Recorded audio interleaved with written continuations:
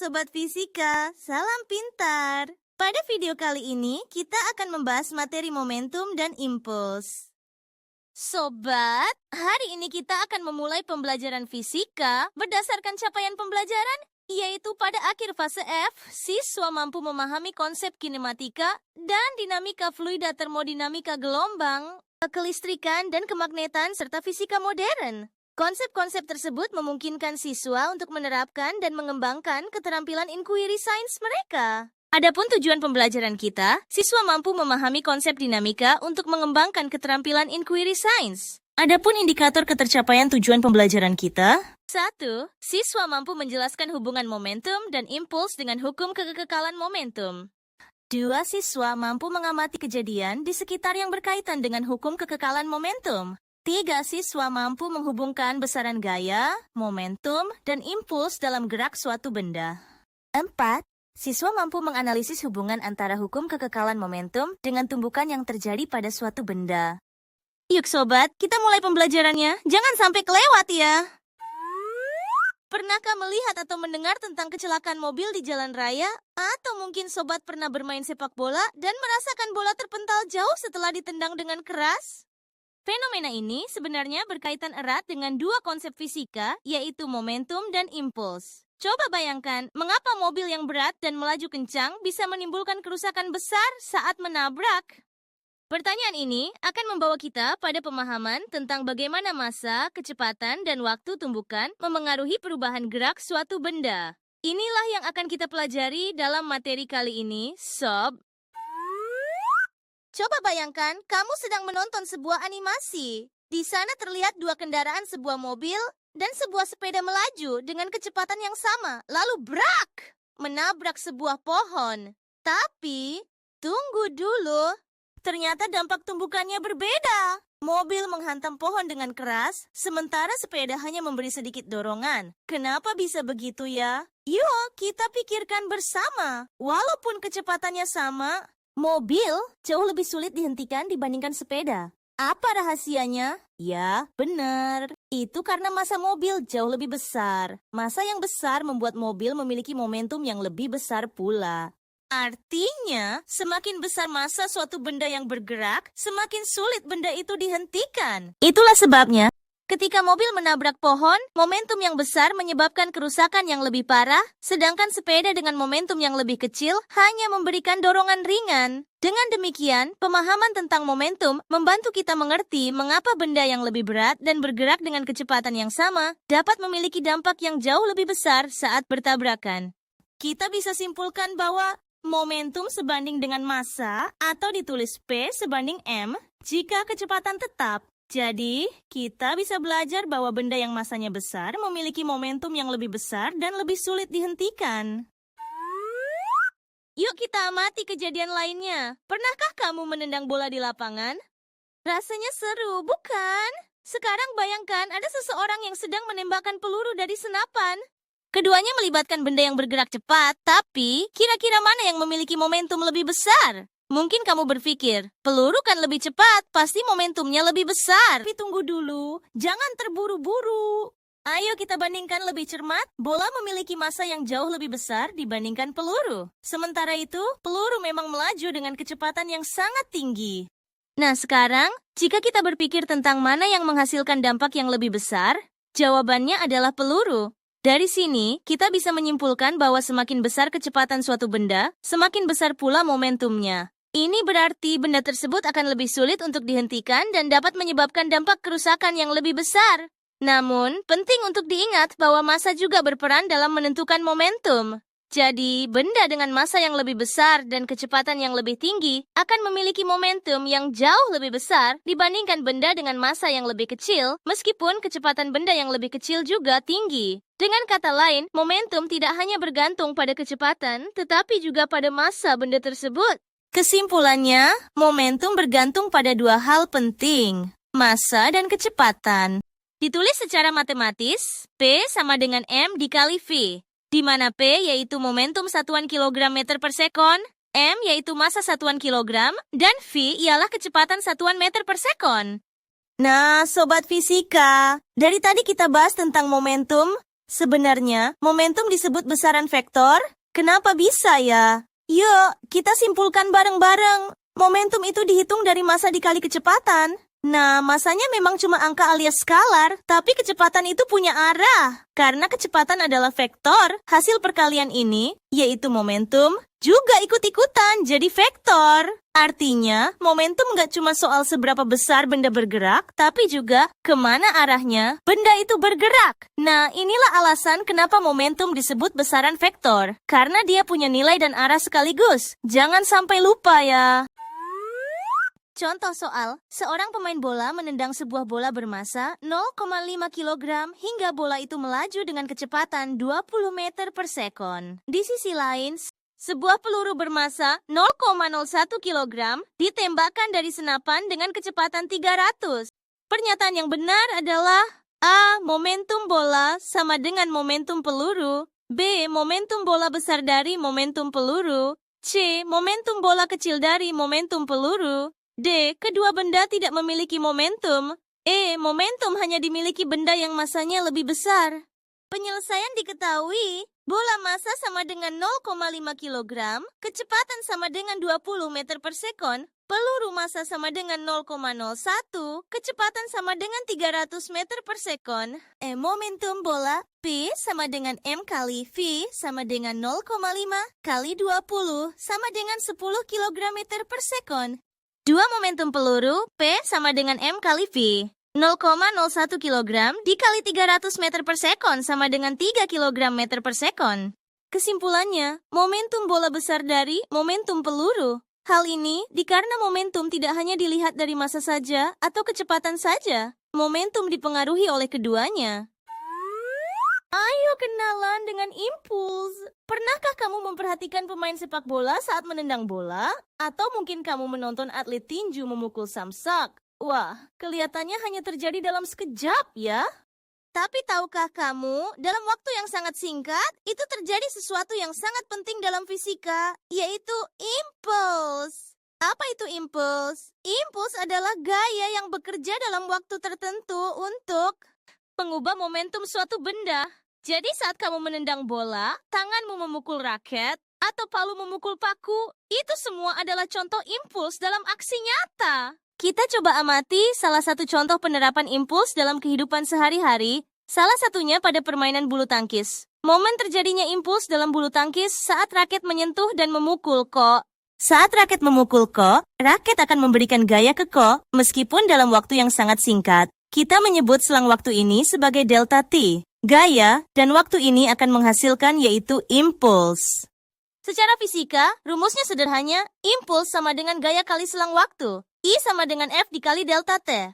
Jadi, semakin besar gaya yang diberikan raket atau semakin lama waktu kontaknya, semakin besar pula impuls yang dihasilkan.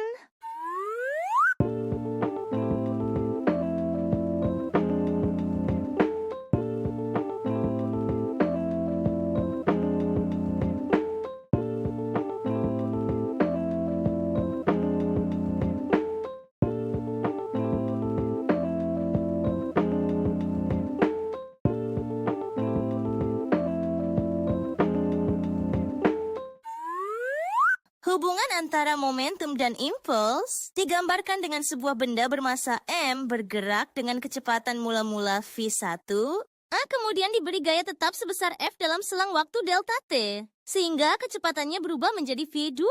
Pada peristiwa hubungan momentum dan impuls dituliskan dalam persamaan. F kali delta T sama dengan M kali V2 dikurang V1, F kali delta T sama dengan I, sedangkan M kali V2 dikurang M kali V1 sama dengan P2 dikurang P1. Jadi, I sama dengan delta P. Oke, rumusnya keren. Tapi buat apa ya? Oh, ini penting banget. Kita bisa merekayasa banyak hal dengan prinsip ini. Salah satunya dengan keadaan keselamatan. Nah, guys, kalau kamu jatuh, pasti deh momentumnya berubah. Biar nggak sakit, gaya benturannya harus dikecilin. Caranya gampang. Perpanjang aja waktu benturannya. Makanya ada airbag di mobil, sarung tinju tebal, sampai refleks ngerendahin lutut pas mendarat. Semua itu biar gaya tumbukannya makin kecil. Intinya sih, gaya, waktu, impuls, dan momentum itu saling nyambung banget, dipakai di mana-mana, dari olahraga sampai teknologi. Kita masuk ke contoh soal ya sobat. Roni melemparkan bola kasti yang bermasa 0,3 kg ke arah temannya yang akan memukul bola tersebut dengan kecepatan bola 4 meter per sekon. Bola tersebut kemudian dipukul dengan gaya yang berlawanan dengan gerak bola. Jika kecepatan bola menjadi 12 meter per sekon setelah dipukul dan bola bersentuhan dengan pemukul selama 0,02 sekon, hitunglah. Perubahan momentum yang dialami bola. B. Besar gaya yang diberikan pemukul pada bola. Penyelesaian, delta P sama dengan M kali V 2 kurang V 1 delta P sama dengan 0,3 dikali minus 12. Dikurang 4 meter per sekon. Delta P sama dengan 0,3 dikali minus 16. Delta P sama dengan minus 4,8 kg meter per sekon. Tanda negatif ialah perubahan arah gerak benda. B. Besar gaya. I sama dengan delta P IF kali delta T sama dengan delta P IF kali 0,02 sama dengan 4,8 km per sekon. Besar gaya adalah 240 Newton.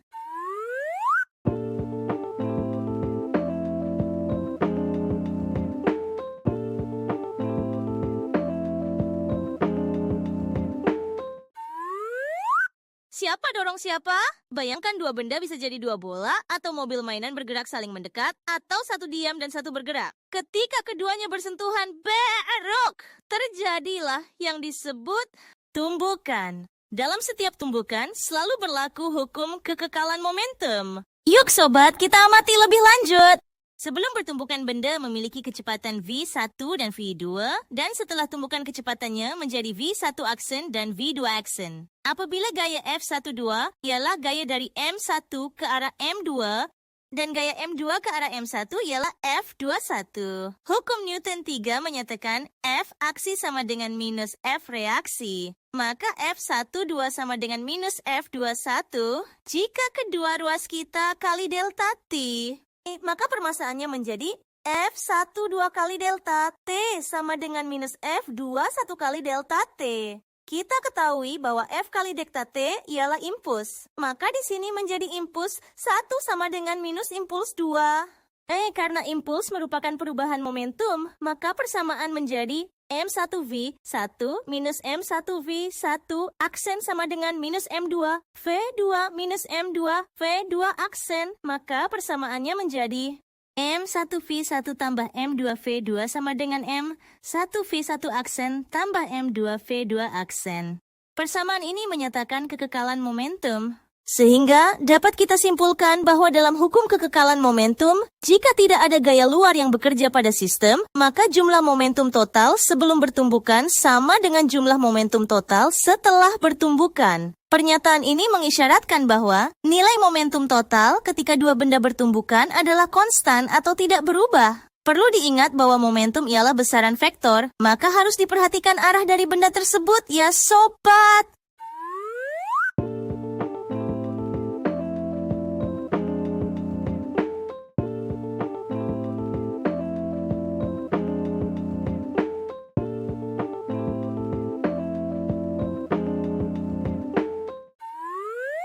Aksi fisika di balik benturan.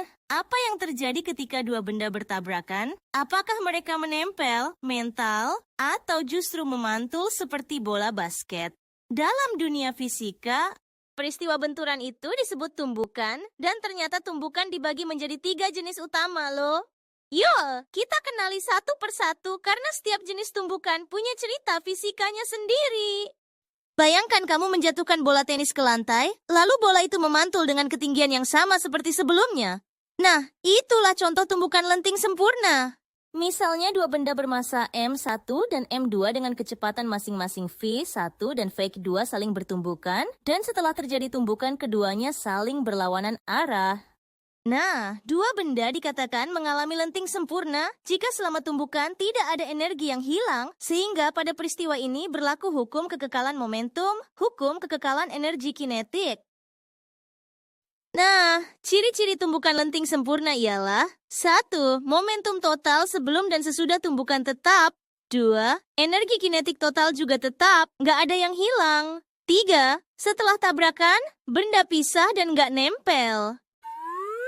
Sekarang, bayangkan kamu menjatuhkan bola tenis ke tanah. Bola itu memang memantul, tapi tidak setinggi semula. Sebagian energi berubah menjadi panas atau suara. Ini yang disebut tumbukan lenting sebagian, sebuah bola karet yang dijatuhkan ke lantai dengan ketinggian H dengan kecepatan V, kemudian memantul, kembali ke atas, di mana kecepatan lentingnya tidak sama dengan kecepatan semula. Pada tumbukan lenting sebagian ini, hanya berlaku hukum kekekalan momentum, tidak berlaku hukum kekekalan energi kinetik. Karena ada sebagian energi yang hilang selama tumbukan. Jika bola adalah benda pertama dan lantai adalah benda kedua, maka setelah bertumbukan keduanya tidak menyatu. Ciri-cirinya gampang diingat ya sob. So, momentum total tetap terjaga. 2. Tapi, energi kinetik berkurang. Sebagian berubah jadi panas atau suara. 3. Setelah tabrakan, benda tetap berpisah. Nggak nempel kok. Tumbukan tidak lenting. Pernah lihat dua mobil mainan bertabrakan lalu saling menempel dan tidak bisa bergerak bebas lagi? Inilah yang disebut tumbukan tidak lenting sama sekali. Misalnya, peluru ditembakkan ke bola hingga peluru tersebut bersarang di bola, kemudian kedua bendanya bergerak dengan kecepatan yang sama. Pada tumbukan ini sama dengan tumbukan lenting sebagian, karena hanya berlaku hukum kekekalan momentum saja. Kedua benda menyatu dan bergerak bersama setelah tumbukan, sehingga kecepatan setelah tumbukan dapat dihitung dengan persamaan. V aksen sama dengan M1, V1 tambah M2, V2 per M1 tambah M2. Cirinya gampang banget. 1. Momentum total tetap kekal, hukum kekekalan momentum tetap berlaku. 2. Tapi, energi kinetiknya paling banyak hilang. Ada yang berubah jadi panas, suara, bahkan bentuk benda rusak. 3. Setelah tabrakan, benda nempel jadi 1. Dua buah benda E dan B masing-masing bermasa 2 kg dan 3 kg bergerak saling mendekat. Benda E bergerak ke kanan dengan kecepatan 5 meter per sekon, sedangkan benda B bergerak ke kiri dengan kecepatan 2 meter per sekon. Setelah bertumbukan, kedua benda menyatu dan bergerak bersama. Pertanyaan A. Identifikasi jenis tumbukan yang terjadi dan berikan alasan fisikmu. Hitung kecepatan benda gabungan setelah tumbukan penyelesaian. A. Karena kedua benda menyatu setelah tumbukan, maka ini adalah tumbukan tidak lenting sama sekali. B. Gunakan hukum kekekalan momentum. Vaksin sama dengan M1 kali V1 ditambah M2 dikali V2 dibagi M1 ditambah M2. V aksen sama dengan 2 dikali 5 ditambah 3 dikali minus 2 dibagi 2 tambah 3. V aksen sama dengan 4 per 5 meter per sekon, sama dengan 0,8 meter per sekon.